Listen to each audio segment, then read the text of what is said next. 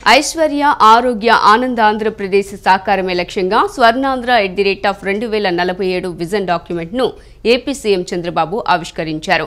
ఆర్థిక అభివృద్ధికి కృషి చేసేలా స్వర్ణాంధ్ర విజన్ రూపొందించారు. పేదరిక నిర్మూలన, ఉపాధి కల్పన, నైపుణ్యం, మానవ వనరుల అభివృద్ధి, ఇంటింటికి నీటి భద్రత, రైతు, వ్యవసాయ, సాంకేతికత, ప్రపంచ స్థాయి పంపిణీ వ్యవస్థ, శక్తి మరియు ఇంధనాల వ్యయ నియంత్రణ, అన్ని రంగాల్లో పరిపూర్ణ ఉత్పాదన, సమగ్ర విధానాలతో స్వచ్ఛాంధ్ర అన్ని దశల్లో సమగ్ర సాంకేతిక వంటి 10 సూత్రాలతో విజన్ 2047 రూపొందించారు.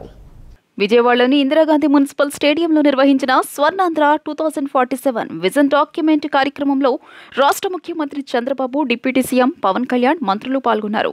10 సూత్రాలు ఒక విజన్ పేరిట డాక్యుమెంట్ను సీఎం చంద్రబాబు ఆవిష్కరించారు. జాతికి, రాష్ట్ర ప్రజలకు ఇది అంకితమని రాసి సంతకం చేశారు. అనంతరం పవన్ కళ్యాణ్, మంత్రి లోకేష్తో పాటు పలువురు ఎమ్మెల్యేలు, అధికారులు సంతకాలు చేశారు. స్వర్ణాంధ్ర 2047 పై ఏర్పాటు చేసిన స్టాళ్లను CM Chandrababu, deputy CM Pawan Kalyan, మంత్రులు సందర్శించారు. స్వచ్ఛాంధ్ర స్టాల్ వద్ద సీఎం చంద్రబాబు చలోక్తులు విసిరారు. స్వచ్ఛాంధ్ర అంటే స్వచ్ఛమైన ఆలోచనలు ఉండాలని సూచించారు.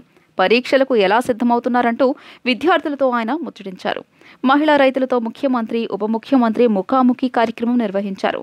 మహిళా ఆర్థికాభివృద్ధికి అందుతున్న తోడ్పాటుపై వివరాలు అడిగి తెలుసుకున్నారు. స్వర్ణాంధ్ర విజన్ డాక్యుమెంట్ ఆవిష్కరణ కార్యక్రమంలో వివిధ వర్గాల ప్రజలు తమ అభిప్రాయాలు పంచుకున్నారు. ఆక్వా ఉత్పత్తుల రవాణాలో ఇబ్బందులు పరిష్కరించాలని ఆక్వా రైతులు కోరారు.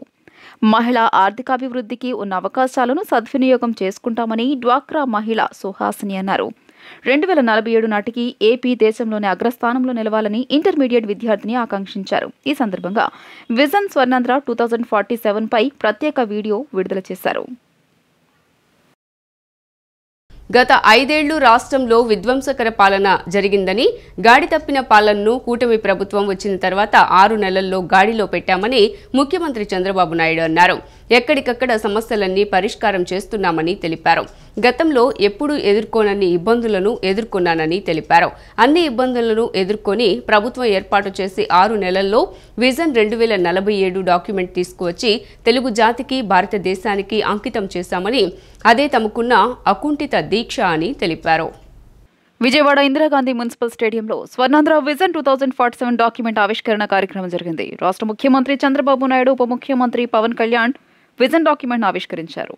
ఈ సందర్భంగా ముఖ్యమంత్రి మాట్లాడుతూ, కూటమి ప్రభుత్వం వచ్చిన 6 నెలల్లో విజన్ 2047 డాక్యుమెంట్ తీసుకొచ్చి తెలుగు జాతికి, భారతదేశానికి అంకితం చేశానని, అదే తమకున్న అకుంఠిత దీక్ష అని తెలియజేశారు. అందరూ గర్వపడేలా ప్రధాని నరేంద్ర మోదీ నాయకత్వంలో భారతదేశం ప్రపంచంలోనే శక్తివంతమైన దేశంగా తయారయ్యే పరిస్థితి వచ్చిందన్నారు. 2047లో మన దేశం 100 ఏళ్ల స్వతంత్ర వేడుకలను జరుపుకోబోతున్నామని చెప్పారు. అప్పటికల్లా భారతదేశం ప్రపంచంలో అగ్రదేశంగా ఉండాలనే ఉద్దేశంతో వికసిత్ భారత్ 2047ను ప్రధాని మోదీ తయారు చేశారన్నారు. కేంద్ర ప్రభుత్వం వికసిత భారత్ లక్ష్యాలను నిర్దేశించుకుని ముందుకు పోతున్నారని అన్నారు. ఆంధ్రప్రదేశ్ కూడా విజన్ 2047 లక్ష్యాలతో అభివృద్ధి పథంలోకి వెళ్లాలని స్వర్ణాంధ్ర విజన్ 2047ను రూపొందించుకున్నట్లు తెలియజేశారు. మా ఊహల కంటే ఎక్కువగా విధ్వంసం జరిగింది. 6 నెలల సమయంలో ఇప్పటికి మీరు ఒకసారి చూస్తే అన్ని డిపార్ట్మెంట్ని సమీక్షలు చేసుకున్నాం. గాడి తప్పిన పరిపాలన ఘాట్లో పెట్టాం. ఎక్కడికక్కడ సమస్యలన్నీ పరిష్కారం చేసి 1-2 కాదు, అనేక చిక్కుముడులేసే పరిస్థితికి వచ్చారు. రాష్ట్రాన్ని పూర్తిగా విధ్వంసం పాలు చేసే పరిస్థితికి వచ్చారు. ఒక్కోసారి మాకే అర్థంగా, నాకు అనుభవం ఉందిగా, 4వసారి ముఖ్యమంత్రిని, ఎప్పుడు కూడా ఇన్ని ఇబ్బందులు నేను ఎప్పుడు ఎదుర్కోలేదు. అన్ని ఇబ్బందులు సృష్టించారు. అన్ని ఇబ్బందుల్ని ఎదుర్కొని నిన్న మీరు చూస్తే మొన్న కలెక్టర్స్ కాన్ఫరెన్స్ పెట్టుకున్నాం. 6 నెలలైన వెంటనే మళ్ళీ విజన్ 2047 డాక్యుమెంట్ తీసుకొచ్చి ఈరోజు తెలుగు జాతికి, భారతదేశానికి అంకితం చేశామంటే అది మాకుండే అకుంఠిత దీక్ష అని చెప్పి కూడా మరి ఒక్కసారి మీ అందరికీ విజ్ఞప్తి చేస్తున్నా. ఈరోజు మనందరం గర్వపడే విధంగా నరేంద్ర మోడీ గారి నాయకత్వంలో భారతదేశం ప్రపంచంలోనే ఒక శక్తివంతమైన దేశంగా తయారయ్యే పరిస్థితి వచ్చింది. 2047లో మన దేశం 100 ఏళ్ల స్వాతంత్ర భారతోత్సవాలు జరుపుకోబోతున్నాం. అప్పటికల్లా ప్రపంచంలో ఒక అగ్రదేశంగా ఉండాలనే ఉద్దేశంతో వికసిత్ భారత్ 2047 ప్రధానమంత్రి గారు తయారు చేశారు. అయితే కేంద్రంలో ఎన్డీఏ ప్రభుత్వం వికసిత్ భారత్ 2047 పేరుతో లక్ష్యాలు నిర్దేశించుకొని ముందుకు పోతున్నారు. 1990లో చంద్రబాబు నాయుడు కన్న కల 2020 విజన్ను అర్థం చేసుకోలేక అపహాస్యం చేశారని, ఈరోజు అదే వారికి భిక్ష పెడుతోందని ఉప ముఖ్యమంత్రి పవన్ కళ్యాణ్ అన్నారు. వెటకారం చేసిన చాలా మంది వ్యక్తులు తనకు తెలుసునని, ఆ వ్యక్తులే అక్కడ స్థలాలు కొనుక్కొని భవనాలు కట్టుకున్నారని చెప్పారు. స్వర్ణాంధ్ర @విజన్ 2047 ఆవిష్కరణ కార్యక్రమంలో ఉప ముఖ్యమంత్రి పవన్ కళ్యాణ్ మాట్లాడారు. చంద్రబాబు నాయుడుకు అపారమైన పరిపాలనా సామర్థ్యం ఉందని తెలిపారు. ఒక విజన్ డాక్యుమెంట్ని తీసుకురావటం, 2047లో ఎలా ఉండాలి, ఎందుకు మనం ఈ విజన్ డాక్యుమెంట్ నమ్మాలి అంటే దానికి నిలువెత్తు నిదర్శనమే 1990లో ఆయన కన్న కళ 2020 విజన్. అంటే ఆ రోజు అందరూ దాన్ని అర్థం చేసుకోలేక అపహాస్యం చేశారు. ఈ రోజున వాళ్ళకే అది భిక్ష పెడుతుంది. ఈ రోజున అంటే వాళ్ళకే విజన్ అంటే దానిని వెటకారం చేసిన వ్యక్తులు నా దగ్గర చాలా మంది తెలుసు. వాళ్ళే ఈ రోజున అక్కడ స్థలాలు కొనుక్కున్నారో లేదంటే బిల్డింగ్స్ కట్టుకున్నారో వాళ్ళకి అది ఉపాధి అయిపోయింది ఈ రోజు. అలాంటిది ఈ రోజున ఒక వ్యక్తి కలకన అలాంటి అపారమైన అనుభవజ్ఞులు, అపారమైన అడ్మినిస్ట్రేటివ్ ఎబిలిటీ, ఆయన కళలు కంటున్న ఆయన 10 సూత్రాలతో ఆయన చెప్పింది నిజంగా అది ఆయన నోట్లతో చెప్తే అది వింటే బాగుంటుందని చెప్పి అది మీకు నేను కూడా మీలాగే వినడానికి నేను ఉన్నాను. Though I'm part of this. దీంట్లో భాగస్వామ్యం అయినా నేను ఆయన నోటుగా వింటే నాకు మీలాగే ఆనందంగా ఉంది. సినీ నటుడు అల్లు అర్జున్ను పోలీసులు అరెస్ట్ చేశారు. పుష్ప 2 బెనిఫిట్ షో సందర్భంగా తెలంగాణ రాష్ట్రంలోని హైదరాబాద్ సంధ్యా థియేటర్ వద్ద జరిగిన తొక్కిసలాటలో ఓ మహిళ మృతి చెందింది. ఈ ఘటన నేపథ్యంలో ఆయన్ను పోలీసులు అదుపులోకి తీసుకున్నారు. చికట్పల్లి పోలీస్ స్టేషన్కు ఆయన్ను తరలించారు. ఇప్పటికే ఈ కేసులో 3 అరెస్ట్ చేశారు. గన్నవరంలోని శ్రీ భువనేశ్వరి పీఠాన్ని మాజీ ఉపరాష్ట్రపతి ముప్పవరపు వెంకయ్య నాయుడు సందర్శించారు. పీఠాధిపతులు మరియు బీజేపీ నాయకులు వెంకయ్య నాయుడుకు ఘన స్వాగతం పలికారు. ఈ సందర్భంగా ఆయన మాట్లాడుతూ గన్నవరంలో ఉన్న శ్రీ భువనేశ్వరి పీఠాన్ని సందర్శించడం ఆనందదాయకమన్నారు. ప్రశాంతమైన వాతావరణంలో ఆధ్యాత్మిక భావాలు వెదజల్లుతున్న ఈ ఆశ్రమ పీఠాధిపతి శ్రీ కమలానంద భారతీ స్వామివారు ఇక్కడ జరుగుతున్న అభివృద్ధి కార్యక్రమాలు, భక్తుల కోసం ఏర్పాటు చేసిన సౌకర్యాలు తదితర అంశాల గురించి తెలియజేశారు. తపోగరిష్ఠులైన శ్రీ చిదానంద సరస్వతి స్వామివారు 1952లో స్థాపించిన ఈ పీఠం ఆధ్యాత్మిక సేవా కార్యక్రమాలతో అలరారుతూ ఉండటం ఆనందదాయకమన్నారు. ప్రపంచ ప్రజలకు సంక్షేమం, సౌభాగ్యాలను అందించవలసిందిగా ఇక్కడ కొలువైన భువనేశ్వరి అమ్మవారిని ప్రార్థించానని తెలిపారు. ఈరోజు ఇక్కడికి రావడం శ్రీ కమలానంద భారతి గారిని చాలా సంవత్సరాల తర్వాత మళ్ళా చూడడం, వారి మాటలు వింటూ ఉన్నాను. నేను చేస్తున్న ప్రబోధాలు, కొన్ని విషయాలపై వారు స్పందిస్తున్నట్టు తీరు వస్తున్న విషయాలు, ఆఖరికి మన రాజధాని విషయంలో కూడా ఆ రోజుల్లో మిగతా వాళ్ళందరూ ఎన్నికలు వేస్తుంటే ఆయన చాలా నిర్మోహటంగా స్పష్టంగా చెప్పారు. చెప్పడమే కాదు, మిగతా వాళ్ళ కూడా వాళ్ళకి చెప్పించారు.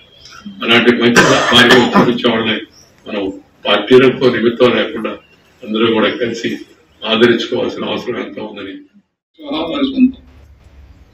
అనుభవించాం.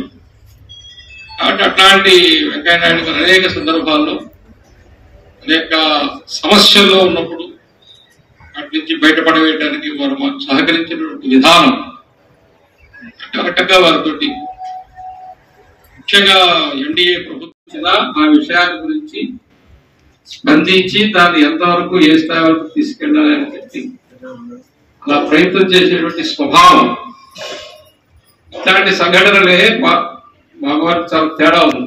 వయసు ప్రభావితం చేసేటువంటి విషయం, స్ఫూర్తినిచ్చేటువంటి విషయాలు.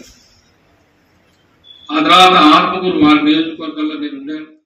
జాతీయ వాలీబాల్ టోర్నీతో విజయవాడకు క్రీడా శోభ సంతరించుకుందని పెనంలూరు ఎమ్మెల్యే బోడే ప్రసాద్ అన్నారు. అమరావతిలో స్పోర్ట్స్ కాంప్లెక్స్ నిర్మించేందుకు 2027లో జాతీయ క్రీడలను రాష్ట్రంలో నిర్వహించేందుకు సీఎం చంద్రబాబు కృషి చేస్తున్నారని తెలిపారు. రాష్ట్రంలో క్రీడలకు పూర్వ వైభవం తీసుకువచ్చేందుకు ప్రభుత్వం కృషి చేస్తోందన్నారు. వియా Siddharth deemed to be university ప్రాంగణంలో నూతనంగా నిర్మించిన ఇండోర్ స్టేడియంలో నాదెండ్ల బసవ పూర్ణయ్య ట్రస్ట్ సిద్ధార్థ యాజమాన్యం సంయుక్త ఆధ్వర్యంలో 4 రోజులు జరిగే అఖిల భారత ఆహ్వానం మహిళా వాలీబాల్ పోటీల ప్రారంభోత్సవ కార్యక్రమానికి పెనమలూరు ఎమ్మెల్యే బోడే ప్రసాద్ ముఖ్య అతిథిగా హాజరయ్యారు. విజయవాడ తూర్పు నియోజకవర్గం ఎమ్మెల్యే గద్దె రామ్మోహన్తో కలిసి బోడే ప్రసాద్ పోటీలను ప్రారంభించారు. స్టేడియంలో ఏర్పాటు చేసిన అత్యాధునిక జిమ్ను పరిశీలించారు. ఎమ్మెల్యేలు బోడే ప్రసాద్, గద్దె రామ్మోహన్ జిమ్ పరికరాలు చూసి కొద్దిసేపు జిమ్ చేశారు. అనంతరం క్రీడా పోటీలను తిలకించారు. ఈ సందర్భంగా బోడే ప్రసాద్ మాట్లాడుతూ సిద్ధార్థ అకాడమీ గోల్డెన్ జూబ్లీ సందర్భంగా అంతర్జాతీయ ప్రమాణాలతో ఇండోర్ స్టేడియం నిర్మించి మొట్టమొదటిసారిగా జాతీయ స్థాయి వాలీబాల్ పోటీలను నిర్వహిస్తున్నారని తెలియజేశారు. విజయవాడ దగ్గరలో ఉన్న వాటిలో పెద్ద స్టేడియం అని తెలియజేశారు. Shuttle, volleyball, basketball, table tennis ఆడేలా స్టేడియంను తీర్చిదిద్దారని జిమ్ సదుపాయం కూడా కల్పించారన్నారు. దేశంలో ఉన్న రాష్ట్రాల్లోని సంబంధించిన క్రీడాకారులందరూ కూడా ఇక్కడికి రావడం జరిగింది. వాళ్ళందరికీ కూడా ఇక్కడ క్రీడలు ఈ వాలీబాల్ కాంపిటీషన్స్ అన్నీ కూడా జరుగుతూ ఉన్నాయి. ఇది విజయవాడలో ఉన్న వాటిలో పెద్ద స్టేడియం, ప్లస్ ఇది ఇండోర్ స్టేడియం. దీంట్లో షటిల్ కానీ, వాలీబాల్ కానీ, బాస్కెట్బాల్, అలాగే టేబుల్ టెన్నిస్, జిమ్ము, అత్యాధునిక ఇన్స్ట్రుమెంట్స్ అన్నీ కూడా ఉపయోగించి ఇక్కడ ఇది ఏర్పాటు చేయడం జరిగింది. ఈ సందర్భంగా అకాడమీని, అలాగే ఈరోజు క్రీడలు ఏర్పాటు చేసిన బ్రహ్మాజీ గారిని మనస్ఫూర్తిగా అభినందిస్తాను. ఎమ్మెల్యే గద్దె రామ్మోహన్ మాట్లాడుతూ విజయవాడ క్రీడలకు పుట్టునిల్లన్నారు. ఎంతో మంది క్రీడాకారులు జాతీయ, అంతర్జాతీయ స్థాయిలో నగర ఖ్యాతిని ఇనుమడింపచేశారన్నారు. క్రీడలో రాణించిన వారికి సమాజంలో సముచిత స్థానం ఉంటుందన్నారు.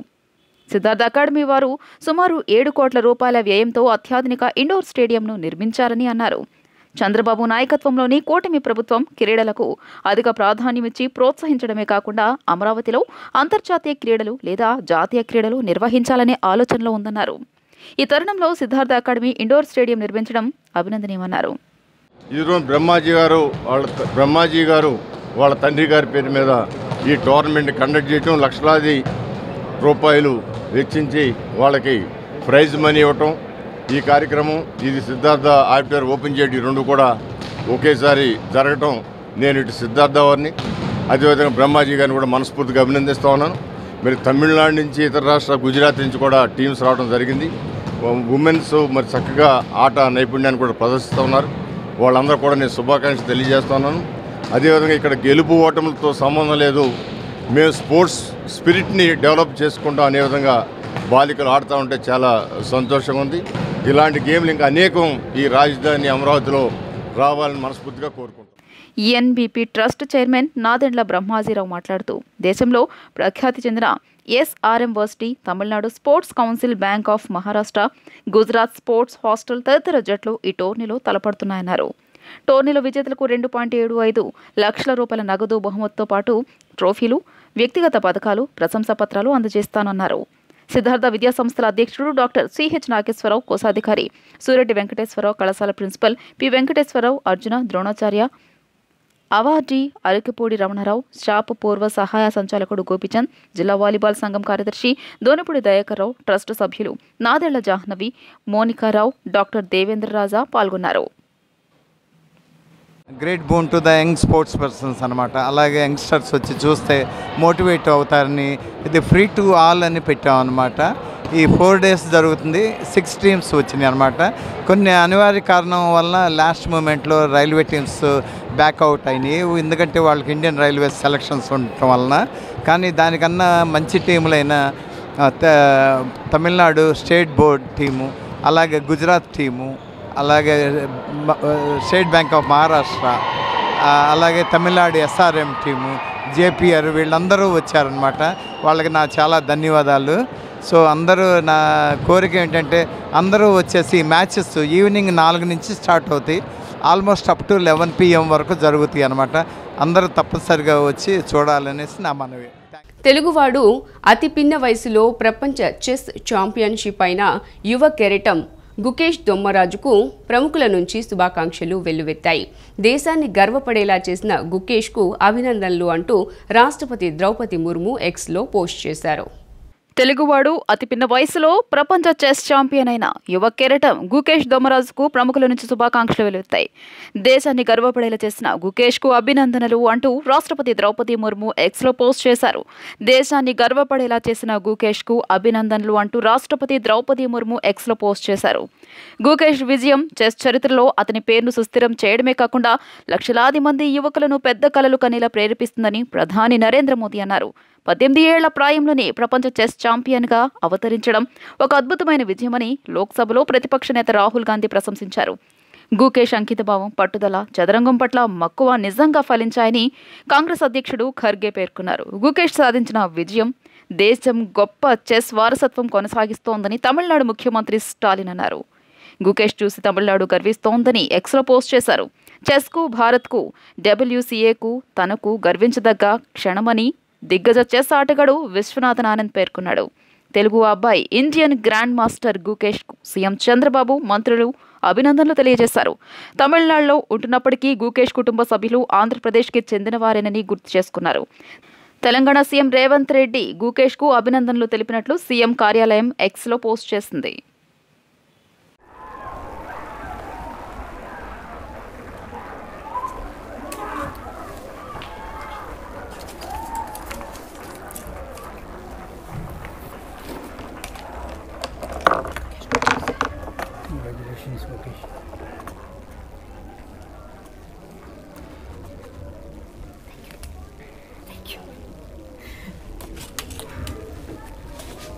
Incredible, and Gukesh is also crying. Amazing! What a picture!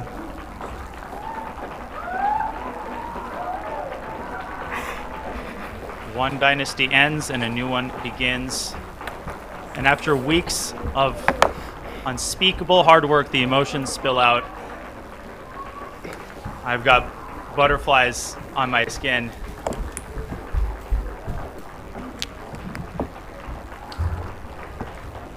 How symbolic. Gukesh sets. కలెక్టర్లు తమ శక్తి ఎంతో తాము గుర్తించలేకపోతున్నారంటూ రెవెన్యూ శాఖ ప్రత్యేక ప్రధాన కార్యదర్శి సిసోడియా చురుకలు వేశారు. రామాయణంలో ఆంజనేయుడి కథను చెప్పి వారికి కనువిప్పు కలిగించారు. ఆస్తులు రాయించుకుని వృద్ధులను ఇళ్ల నుంచి వెళ్లగొడుతున్న కేసులు పెరిగిపోతున్నాయని తెలిపారు. అలాంటి వారిపై చర్యలు తీసుకునే అధికారం కలెక్టర్లకు ఉందనే విషయాన్ని గుర్తించాలన్నారు. Such powers to the RDOs, to the SDMs, which have become tribunals, that you can direct a person, a son, if there is no son, daughter, if there is no son or daughter, even a relative who is well-to-do, to take care and maintain an old person or a citizen. And if they do not, you can put them behind bars, cancel the registration. This is such a beautiful act. That is the reason I recounted the Ramayana story to you. There is section 133 in CRPC. There is section 145, 146. How many times have we invoked that? How many times have we exercised the executive magisterial powers? If you neglect your regulatory role, I am telling you, your efficiency will be... నిరుపేద ఆడపిల్లలకు వివాహాలు చేయాలనే సదుద్దేశంతో cricket టోర్నమెంట్ను నిర్వహించడం అభినందనీయమని పలువురు వక్తలు కొనియాడారు. స్పాన్సర్ల ద్వారా వచ్చిన ఆదాయాన్ని 20 మంది జంటలకు వివాహాలు చేసి వారికి సారి సామానాలు ఇవ్వాలని బ్రదర్హుడ్ ఆలోచించటం హర్షణీయమన్నారు. బ్రదర్హుడ్ సంస్థ చేస్తున్న సేవలు స్ఫూర్తిదాయకమని తెలిపారు. కృష్ణా జిల్లా గంగూర్లోని బ్లూమింగ్ డేల్ గ్రౌండ్స్లో బ్రదర్హుడ్ క్రికెట్ లీగ్ టోర్నమెంట్ను నిన్న రాత్రి లాంఛనంగా ప్రారంభించారు. డే నైట్ జరిగే ఈ క్రికెట్ టోర్నీ 4 రోజుల పాటు జరగనుంది. ఈ టోర్నీలో 8 జట్లు పాల్గొన్నాయి. టీడీపీ నాయకులు ఫతావుల్లా, ఫారూక్ షుబ్లీ, ప్రముఖ వైద్యులు, కోలేశాలు తొలుత క్రీడాకారులను పరిచయం చేసుకుని వారి గౌరవ వందనాన్ని స్వీకరించారు. ఈ సందర్భంగా వారు మాట్లాడుతూ ఇలాంటి బృహత్తర కార్యక్రమం చేస్తున్న నిర్వాహకులను అభినందించారు. పేద ఆడపిల్లల పెళ్లిళ్లు భారం కాకుండా ఇలాంటి వివాహాలు చేయడం హర్షణీయమన్నారు. సంస్థ నిర్వాహకులు జమీల్ ఖాద్రి మాట్లాడుతూ 4 రోజుల పాటు నిర్వహించే టోర్నీ ద్వారా వచ్చే ఆదాయంతో ఆర్థికంగా వెనుకబడిన కుటుంబాల్లోని ఆడపిల్లలు, వితంతువులకు వివాహాలు జరిపించనున్నట్లు చెప్పారు. జనవరి నెలలో ఒకే వేదికపై 20 జంటలకు వివాహాలు జరిపించనున్నట్లు తెలియజేశారు. సమాజంలో వరకట్నాన్ని పూర్తిగా నిషేధించాలి అని చెప్పేసి ఒక మంచి సదుద్దేశంతో ఈ యొక్క కార్యక్రమాన్ని తీసుకొని ముందుకు కొనసాగుతున్నారు. వీళ్ళందరికీ కూడాను మన అందరి తరపున వచ్చిన మన అందరం కూడాను మనస్ఫూర్తిగా వాళ్ళందరికీ కూడాను విష్ ఆల్ ది బెస్ట్ చెప్తూ ఇటువంటి కార్యక్రమాలు ఇంకా ఫర్దర్గా ఇంకా పెద్ద ఎత్తున పెద్ద స్థాయిలో నిర్వహిస్తూ ఇదే విధంగా సమాజానికి ఒకవైపు క్రీడారంగంలో మరోవైపు సామాజికంగా రెండు రంగాల్లో కూడాను వీరు ఒక మంచి యువతకు ఆకట్టుకునే విధంగా చేస్తున్నటువంటి కార్యక్రమాలు ప్రజల్లో కూడాను మంచి ప్రాచుర్యం పొందుతున్నాయి. Wish you all the best అని చెప్పి తెలియజేసి సెలవు తీసుకుంటున్నాను. Thank you very much. వరకట్నానికి వ్యతిరేకంగా మాట్లాడటమే కాకుండా ఆ సమస్యను ఏ విధంగా పరిష్కరించాలి, ఆ సమస్యను ఏ విధంగా మేము అధిగమించాలని ఆలోచించి ఈరోజు ఇటువంటి క్రికెట్ టోర్నమెంట్ ఏర్పాటు చేసి దీనిపై వచ్చే ఆదాయాన్ని పేద ముస్లిం ఆడపిల్లల పెళ్లిళ్లకు ఈ రుసుము వెచ్చించాలని నిర్ణయించడం చాలా శుభసూచకం. ఇటువంటి అనేక కార్యక్రమాలు ఈ సంస్థ ద్వారా జరగాలని నేను దువా చేస్తూ ఈ సంస్థకు నేను శుభాకాంక్షలు తెలియజేస్తున్నాను. వరకట్న సమస్యను అధిగమించడానికి మా తరపు నుండి ఈ క్రికెట్ టోర్నమెంట్ నిర్వహించి దీని ద్వారా వచ్చే డబ్బులతో మేము పేద ఆడపిల్లల పెళ్లిళ్ళు చేయడానికి నిర్ణయించాము.